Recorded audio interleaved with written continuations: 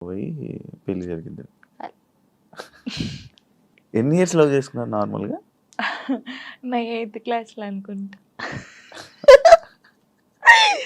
2 years అయిందా మొత్తం love? 2 years 2 years love, 3rd yearలో పెళ్ళి అయిపోయింది.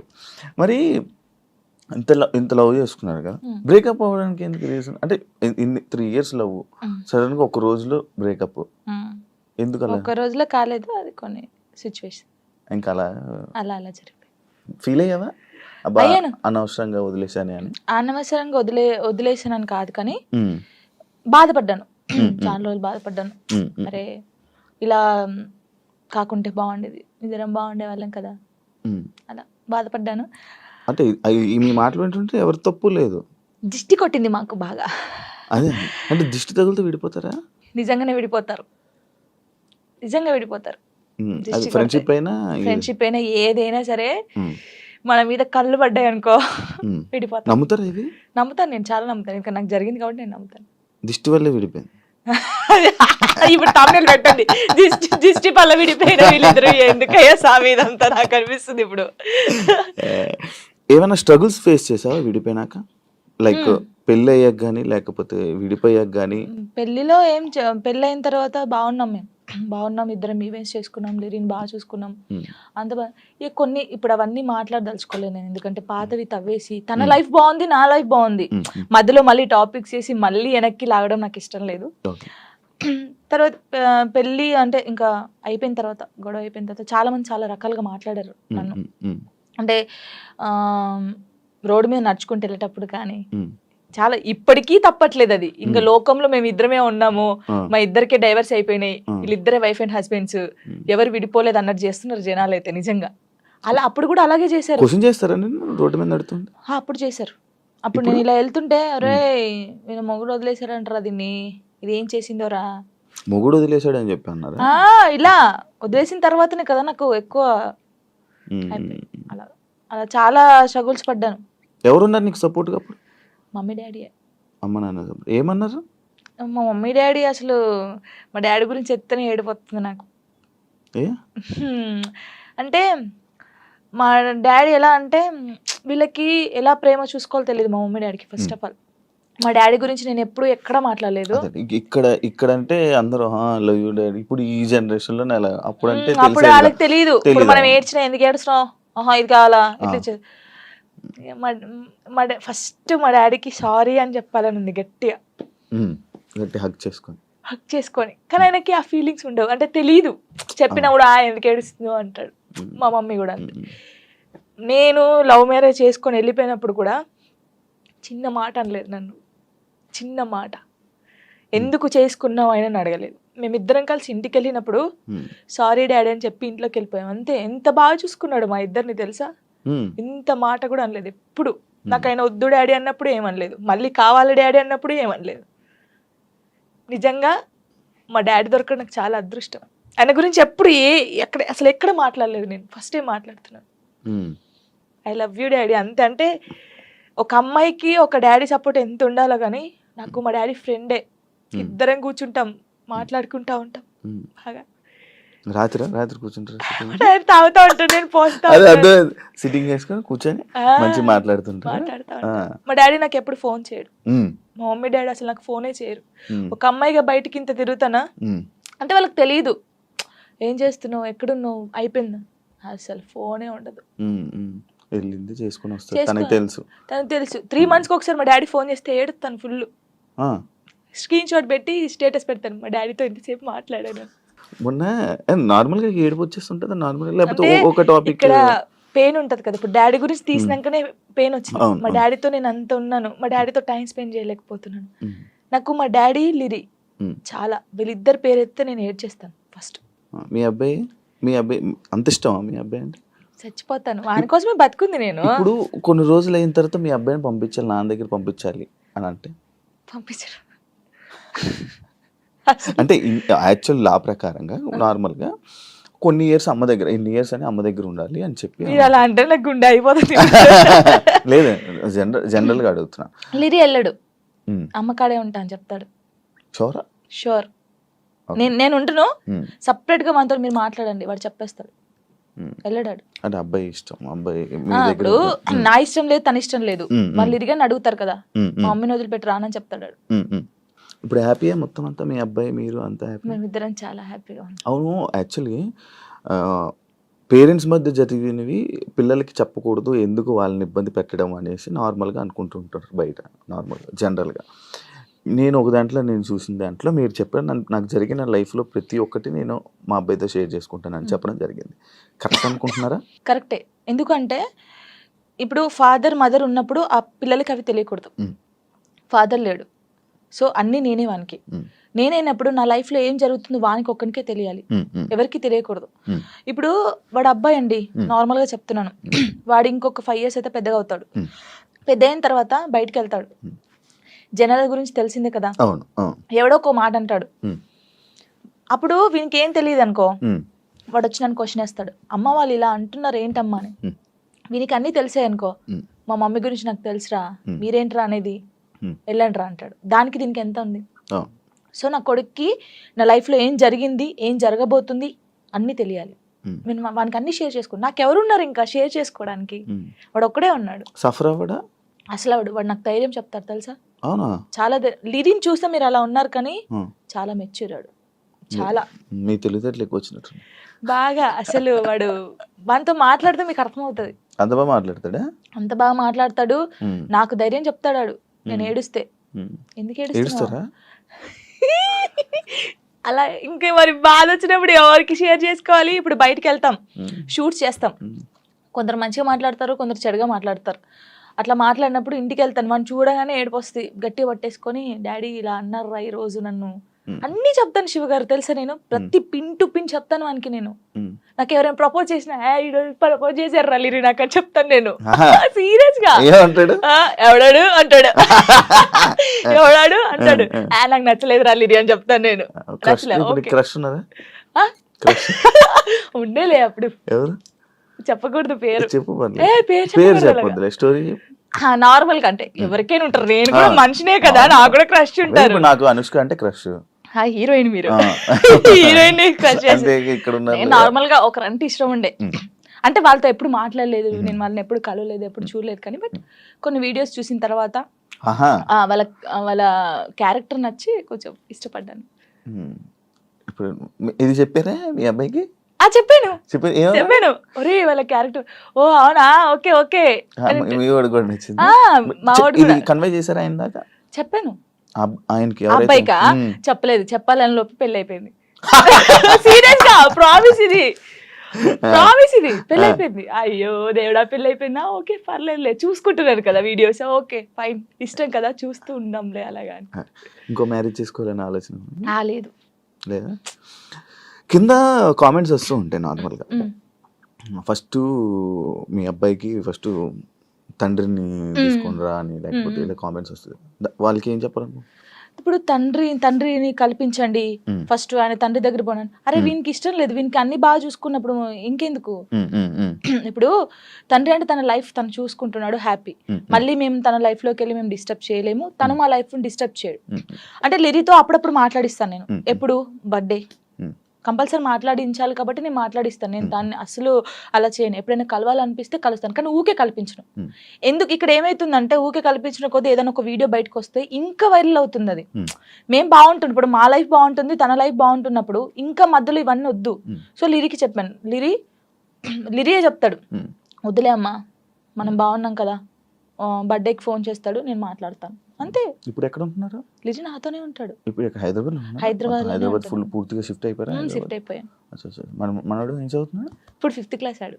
5th క్లాస్ వాడికి ఇన్ని మాటలు చెప్తున్నా? పర్లేదు, అంటే వాడు చిన్నప్పటి నుంచి నన్ను చూస్తున్నాడు కదా, చూస్తున్నాడు కాబట్టి వానికి అన్ని తెలుసు. ఇప్పుడు అంటే వానికన్నా ఎక్కువ నేను మిస్ అవుతాను అనమాట.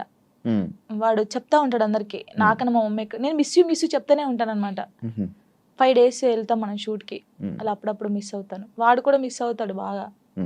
మా ఇద్దరిని చూస్తే నువ్వు షాక్ అవుతావు, అమ్మ కొడుకులా ఉండం, ఫ్రెండ్స్ లా ఉంటాం. బాగా బాధపడిన క్షణం బాగా బాధపడిన క్షణం. అంటే మనిషి జీవితంలో హ్యాపీ ఉంటుంది, అట్లా సాడ్ కూడా ఉంటుంది, చాలాసార్లు జరుగుతుంది, కానీ మన మైండ్లో ఒకటి రిజిస్టర్ అయిపోయి ఉంటుంది కదా. అంటే నేను లైఫ్లో ఒకటి మనం ఎప్పుడైనా కానీ ఒకటి అనుకుంటాం, ఇట్లా ఉండాలి, ఒక ఫ్యామిలీతో ఉండాలి, ఇది ఇది అని నేను ఒక పెద్ద కోట కట్టుకున్న తర్వాత ఒకటేసారి కూలిపోయింది. అది కొన్ని రోజులు స్ట్రగుల్ ఫేస్ చేసిన, అంతకు మించి బాధ దాని తర్వాత కూడా నేను లైఫ్లో నేను అనుభవించలేదు, అదొకటే బాధ. మళ్ళీ ఇప్పుడు కలవాలనిపించలేదు మళ్ళీ ఈ టాపిక్. Okay okay. అంటే ఏదైనా ఇప్పుడు బ్యాక్ వెళ్తే అది నేను మార్చుకోవాలి నా లైఫ్లో అని ఏదో ఒక థాట్ ఉంటుంది కదా, అట్లా ఏముంది మీ లైఫ్లో? దేవుడు ఇచ్చిన ఒక లైఫ్లో దేవుడు ఎటు వెళ్ళాలో అనేది డిసైడ్మెంట్ చేస్తాడు. మనకు అప్ అండ్ డౌన్స్ అనేది జరుగుతూనే ఉంటుంది. దెబ్బ తాకితేనే మనకు దాని వాల్యూ తెలుస్తుంది. దాన్ని నేను మార్చుకోవాలని అనుకోవట్లేదు. నేను దెబ్బ తినాలి ఎవ్రీ టైం. ఇప్పుడు కూడా నేను ఎప్పుడు స్ట్రైట్గా వెళ్ళాలని లేదు, అప్ అండ్ డౌన్స్ తోటే వెళ్ళాలని నా లైఫ్ అనుకుంటున్నాను అంతే. మార్చుకోవాలి, ఇది మార్చుకోవాలి, అది మార్చుకోవాలని లేదు. మనం ముందు ఏమైనా గోల్ పెట్టుకుంటే దాన్ని స్ట్రైట్గా ఫాలో అయ్యి దాన్ని కరెక్ట్ రీచ్ కావాలి. ఇది మాత్రం చేసుకోగలగాలి. కానీ మన లైఫ్ని మార్చుకోవాలంటే ఈ గోల్నే మనం ఏదైతే అనుకున్నామో ఆ సక్సెస్తోనే మార్చుకోవాలి అంతే. అంటే డాన్సర్ టు యాక్టర్ అయ్యారు, ఇప్పుడు ఆర్టిస్ట్ అయ్యారు కదా. అవును. సో డాన్సర్ నుంచి ఆర్టిస్ట్గా టర్న్ అవడం అనేటప్పుడు మీరు చాలా స్ట్రగుల్ ఫేస్ చేస్తుంటారు కదా. ఎందుకు అలా వెళ్ళడం, ఇక్కడ బాగుంది కదా అని ఫీల్ చాలామంది చెప్పుంటారు మీరు. సో ఎందుకు ఇట్లా ఎలా అంటే డాన్సర్ నుంచి యాక్టర్గా అంటే ఇట్లా ఎందుకు చూస్ చేసుకున్నాను అంటే, డాన్సర్ అంటే బేసిక్గా యాక్టర్ అనమాట. అంటే డాన్స్ అంటే అది స్క్రీన్ వెనకాల ఉండి కొన్ని ఉంటాయి కదా, సో అట్లా కాకుండా మొత్తం మీ మీదే నడుస్తుంటుంది మొత్తం ప్రతిదీ. అంటే ప్రతిదీ అక్కడ ఏంటంటే ఎమోషన్ అన్నది అంత పట్టించుకోండి, మీరు కొరియోగ్రాఫ్ చేస్తారు అంత బాగుంటుంది. ఇక్కడ ఎమోషన్ అంతా చాలా ఉంటుంది కదా, ఆర్టిస్ట్గా కూడా చూస్తుంటారు కదా. సో కష్టం అనిపించిందా లేకపోతే? లేదు, నాకు చిన్నప్పటి నుంచి ఆర్టిస్ట్ అంటే యాక్టింగ్ కానీ డ్యాన్స్ కానీ చాలా ఇష్టం. అట్లనే చిన్నప్పటి నుంచి ఉంది. ఒక డాన్సర్గా అంటే ఫస్ట్ ఆఫ్ ఆల్ డాన్సర్గా ఒక గుర్తింపు తెచ్చుకున్నాం కాబట్టి అది ఉంది. నాకు కూడా ఎప్పుడైనా ఇలాంటి క్యారెక్టర్ చేయాలి, ఇట్లా ఉండాలి, ఇది చేయాలి, మనం ఒక డాన్సర్గా కాకుండా ఒక యాక్టర్ కూడా ప్రూవ్ చేసుకోవాలని నాకు చిన్నప్పటి నుంచి ఉండే. ఆ ఛాన్స్ నాకు వచ్చింది, చేసుకున్నాను. గుర్తించారు ఆడియన్స్, అంటే జనాలు కూడా నన్ను యాక్సెప్ట్ చేసారు. హ్యాపీ. మీకు ఎవరంటే బాగా ఇష్టం? ఈ డాన్సర్స్లో బాగా ఇష్టం మీకు? డాన్సర్స్లో ఎవరు బాగా ఇష్టం? డాన్సర్స్లో డాన్స్ చేసే వాళ్ళు ప్రతి ఒక్క ఇష్టం. అంటే ఒక ఇన్స్పిరేషన్ ఒకళ్ళు ఉంటారు కదా, అలా ప్రభుదేవ్ మాస్టర్, చిరంజీవి గారు. ఓకే, అట్లా. సో అందుకే ఆయనలాగా మీరు ఆర్టిస్ట్ అయ్యారు, డైరెక్టర్ అవుతారా మళ్ళీ? ఆయన కూడా డైరెక్టర్ కదా. డైరెక్షన్ స్కిల్స్ ఉన్నాయి, డైరెక్షన్ చేసేది నేను.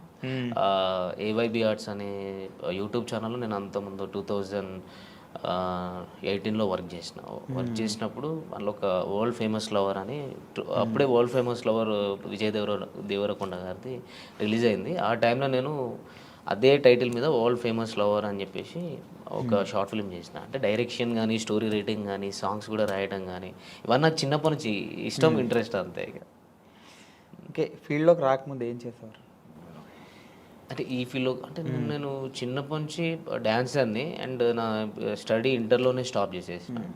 ఇంటర్ తర్వాత నాకు డ్యాన్స్ మీద ఇంట్రెస్ట్ కాబట్టి డైరెక్ట్ ఫిల్మ్ ఇండస్ట్రీకి వచ్చేసిన. ఓకే, అంటే ఫ్రెండ్స్ ద్వారా. ఇంటర్ తర్వాత మీకు ఇంట్రెస్ట్ ఉంది, ఇంటర్ తర్వాత ఇక్కడికి వచ్చారు కదా. అవునండి. ఈ ఫిల్మ్ ఇండస్ట్రీకి రావడానికి ముందు, ఈ ఇంటర్ అయిపోయిన తర్వాత మీరు ఎలా రావాలనుకున్నారు? లైన్ ఎక్కడ దొరికింది? అంటే ఫ్రెండ్ ద్వారా మగధీర డే 2 డ్యాన్స్ అని ఉండదు ఆ టైంలో. ఆట అండ్ ఛాలెంజ్, మాటివ్ల challenge and Dhee and Magadheera day 2 dance, ఇప్పుడు 3 జరుగుతూ ఉండే అప్పుడు షూట్స్. ఇది ఛాలెంజ్ అనేది మాటివిలో వచ్చేది, డి అనేది ETV, Magadheera day 2 dance Zee తెలుగులో వచ్చేది. మా ఫ్రెండ్ వచ్చేసి రెగ్యులర్గా చేసేవాడు అందులో. నన్ను మా ఫ్రెండ్ ఏం చేసిండు, సాగర్ ఆయన పేరు, ఆయన తీసుకెళ్ళాను అనమాట. నువ్వు డ్యాన్స్ బాగా చేస్తున్నావు కదరా, నువ్వు కూడా సైడ్ డాన్సర్గా చేసేవరా కంటెస్టెంట్స్ తోటి అని చెప్పేసి తీసుకొని వచ్చిండు. నందు మాస్టర్తో చేసినాం. దాని నుంచి మెల్లగా శోభన్ మాస్టర్ అని చెప్పేసి హైదరాబాద్లో ఉండదు దిల్సుఖ్ నగర్లో, ఆయన రాకేష్ మాస్టర్ని పరిచయం చేయించిండు. మన రాకేష్ మాస్టర్ ఉన్నారు కదా, ఆయనను పరిచయం చేయించి ఇట్లా స్టూడెంట్స్ ఉన్నారు మాస్టర్, మీ దగ్గర పెట్టుకోండి, ఈవెంట్స్ కానీ ఏమైనా ఉన్న వాళ్ళు అన్నీ చేస్తారు అని చెప్పనంటే, వాళ్ళ తరపు నుంచి మేము బోరబండలో ఉండే అప్పుడు రాకేష్ మాస్టర్ గారు. అప్పుడు అక్కడికి వెళ్ళి అట్లా స్టార్ట్ అయింది. అక్కడ నుంచే మాస్టర్ అంటే చాలా మాస్టర్ దగ్గరనే నేర్చుకున్నాను. నాకు ఒక డాన్సర్గా నేను డ్యాన్స్ చేయగలుగుతాను కానీ ఎక్స్ప్రెషన్స్ అవన్నీ నాకు తెలిసి ఉండేవి కాదు. 2008, 2009లో నేను ఇక్కడ ఇంద్రలోక్ కాంప్లెక్స్లో ఉండేది. అప్పుడు బోరమండ నుంచి ఇక్కడికి ఇంద్రలోక్ కాంప్లెక్స్కి వచ్చినాం అనమాట, ఇంద్రానగర్ దగ్గరికి. అక్కడ ఇన్స్టిట్యూట్ మాస్టర్ ఓపెన్ చేసారు. అక్కడ ఒక 1 year వర్క్ చేసినాం కావచ్చు. ఆ టైంలో నాకు డ్యాన్స్ తప్ప ఏం తెలిసేది కాదు. అన్ఎక్స్పెక్టెడ్ అంటే ఆయన ప్రతిరోజు ఒక క్లాస్ తీసుకున్నట్టు అసలు డ్యాన్స్ చేస్తే డ్యాన్సే కాదు ఎక్స్ప్రెషన్స్ ఉండాలి అలాంటివి నేను ఆయన దగ్గర చాలా నేర్చుకున్నా. ఇప్పుడు మన మధ్యలో లేరు కాబట్టి అండ్ ఆయన తరపు నుంచే నేను యాక్టింగ్ అనేది కొంచెం నేను చూస్ చేసుకున్నా ఇట్లా ఉంటుంది ఇది ఉంటుందని ఒక డాన్సర్గా నేను తెలుసుకున్నది ఆయన దగ్గరనే, రాకేష్ మాస్టర్ దగ్గరనే. అంటే కొరియోగ్రాఫర్గా సినిమాల్లోకి వెళ్ళకుండా మళ్ళీ ఆర్టిస్ట్గా టర్న్ అయ్యారు కదా మళ్ళీ. అంటే ఆ టైంలో 2009లో Gemini TV 31st night event చేసినాం. నాకు ఒక 10 days బాగా స్ట్రగుల్, అంటే ఎక్కువ స్టేన్ అయిపోయింది, ఫీవర్ వచ్చేసింది. ఇక్కడ నుంచి సిక్ అయిపోయి ఇంటికి వెళ్ళిపోయినా. ఇంటికి వెళ్ళిన తర్వాత ఇంట్లో వాళ్ళు పంపించలేదు. అప్పటికి ఆ లోపు ఒకవేళ 2009లో ఉండేది ఉంటే నాకు సైడ్ డాన్సర్ కార్డ్ తీసుకున్నట్టు. అప్పుడు షారోన్ అన్న ప్రెసిడెంట్గా ఉండే. ఆ టైంలో నీకు ఇప్పిస్తా అంటే పాల్ మాస్టర్ని చాలామంది వచ్చేవారు అప్పుడు రాకేష్ మాస్టర్ దగ్గరికి. నేను ఎక్స్పెక్ట్ చేయలేదు, కానీ ఇంట్లో వాళ్ళు కొంచెం స్టాప్ చేసారు, నీకు హెల్త్ పరంగా బాగాలేదు అనేసరికి అక్కడనే ఉండిపోయి ఇన్స్టిట్యూట్ పెట్టుకోవడం జరిగింది. ఇన్స్టిట్యూట్ పెట్టుకొని మెల్లగా అట్లా అయిపోయింది. అట్లనే డాన్సర్గా ఉండి ఒక ఆర్టిస్ట్గా ఈ యూట్యూబ్లోకి నేను అన్ఎక్స్పెక్టెడ్గా వచ్చిన. నాకు అంటే డైరెక్ట్ మూవీస్లోకి వెళ్ళాలి అన్నట్టు ఉండేది. అంటే నాకు డైరెక్ట్ టచ్ అక్కడికి వెళ్ళిపోయినా. రాకేష్ మాస్టర్ తరపు నుంచి నేను ఏదో మూవీస్లోకి వెళ్ళాలి, మూవీస్లో కొరియోగ్రాఫర్ కావాలి, డాన్సర్ కావాలి అనే థాట్ నుంచి కొన్ని మధ్యలో డిస్టర్బెన్స్ల వల్ల స్టాప్ అయిపోయి అక్కడనే మా ఊరు గోదావరికనే అక్కడనే స్టాప్ అయిపోయినా. అక్కడ స్టాప్ అయిపోయి అన్ఎక్స్పెక్టెడ్గా ఒక సిచ్యువేషన్ జరిగింది. అటు నుంచి ఇళ్ళకు రావడం జరిగింది. యూట్యూబ్లోకి రావడానికి మీకు ఎవరు హెల్ప్ చేశారు? అంటే ఎవరు చెప్పారు ఎట్లా యూట్యూబ్లో చేద్దాం మనం అని చెప్పి? యూట్యూబ్లోకి మా ఫ్రెండ్ ఉండేటోడు చరణ్ అని. చరణ్ వాడు మూవీస్ చిన్న చిన్న మూవీస్ చేసిండు, అవి ఇంకా రిలీజ్ కాలేదు, నార్మల్ తక్కువ బడ్జెట్. వాడు ఎప్పటికీ యూట్యూబ్ మీద కాన్సన్ట్రేషన్ ఉండేది. అసలు నాకు యూట్యూబ్ మీద అంత ఐడియా లేకుండే. వాడు ఎక్కువ యూట్యూబ్లో ఇది ఉంటుంది అది ఉంటుంది అని కవర్ సాంగ్స్ నాతో చేయించుకున్నాను. అంటే నా మైండ్ అప్పుడు నేను కొంచెం స్ట్రగుల్లో ఉండే, మైండ్ అంటే బాగా డిప్రెషన్లోకి వెళ్ళిపోయి ఉండే. వాడు దాంట్లో నుంచి బయటపెట్టడం కోసం వాడు యూట్యూబ్ అనే ఛానల్ని ఇంట్రడ్యూస్ చేసింది నాకు. కవర్ సాంగ్స్ చేద్దాం రాదని అన్నప్పుడు చేస్తే అందులోకి వెళ్ళి తీసుకొచ్చి ఇక్కడ హైదరాబాద్లో బోరబండాల మన అత్తాపూర్ దగ్గర శ్రవంత్ బంటి సార్ అని ఉంటారు. శ్రవంత్ బంటి వాళ్ళది ఏవైబీ ఆర్ట్స్ అనే ఛానల్. అంటే నేను డిప్రెషన్లో నుంచి బయటికి రావడం కోసం వాడు ఏం చేసిందంటే ఆ ఛానల్ తీసుకెళ్ళి చేపించిండు అన్నట్టు, చేర్పించిండు. అక్కడ వాడు వదిలేసి వెళ్ళిపోయిండు. అరే చేసుకో, ఎందుకనంటే వాడు నా గురించి ఏం చూసినాడంటే నీకు టాలెంట్ ఉంది, నువ్వు అంతా ఇక్కడనే అయిపోవద్దు, నువ్వు ఇక్కడనే ఉంటే చచ్చిపోతావు కావచ్చు అనే రేంజ్లో అంత పిచ్చిగా ఉండటంనే వీడు మారిపోవాలంటే వీనికి ఏదో ఒక పని ఉంటే వీడు మారిపోతాడు అన్నట్టు తీసుకుపోయి నన్ను అక్కడ వేసిండు. అక్కడ నాకు డ్యాన్స్ నేర్పిమని సార్ చెప్పారు. ఆర్టిస్టులు వస్తూ ఉంటారు, వాళ్ళకి డ్యాన్స్ చెప్పండి మీరు అని చెప్పి అన్నారు. మంత్లీ ఇంత మీకు పేమెంట్ ఇస్తా అది ఇది అని చెప్పానంటే అది యాక్సెప్ట్ చేసిన. తర్వాత నీ లోపల యాక్టింగ్ స్కిల్స్ ఉన్నాయి టోని, నువ్వు కూడా షార్ట్ ఫిల్మ్స్ చేసుకోవచ్చు, వెబ్ సిరీస్ చేద్దాం అని అంటే అన్ఎక్స్పెక్టెడ్ సరే ఓకే అని ట్రై చేసిన. అంటే నాకు యాక్టింగ్ చేయాలని చాలా ఇంట్రెస్ట్ ఉండే ఆ టైంలో. అనుకోకుండా చేసేసిన. టోనీ నువ్వు డాన్సరే కాదు, నువ్వు యాక్టర్ కూడా, నువ్వు అయితే ఏదో ఒక రోజు మంచిగా ఉంటుంది అది అని చెప్పని అన్నారు. మళ్ళీ అన్ఎక్స్పెక్టెడ్ అంటే ఇది మూవీ వర్షన్ నుంచి యూట్యూబ్ నుంచి ఫోక్ ఇండస్ట్రీకి రఘుజాన్ అన్న ఫ్రెండ్, వాడు కొరియోగ్రాఫర్. వాడు అన్ఎక్స్పెక్టెడ్గా నువ్వు వచ్చి సాంగ్ చేయాలని చెప్పని అన్నాడు. చలో చలో కమలమ్మ సాంగ్ చేశాను. అప్పుడు కూడా నాకు ఇంట్రెస్ట్ లేదు, అన్ఎక్స్పెక్టెడ్ చేసిన, అది సక్సెస్ అయింది. వెంటనే అదే ప్రొడ్యూసర్ నాకు కాల్ చేయడం జరిగింది. కొంతమంది చాలామంది నంబర్స్ తీసుకొని ఇట్లా టోనీ బాగా చేస్తున్నాడు,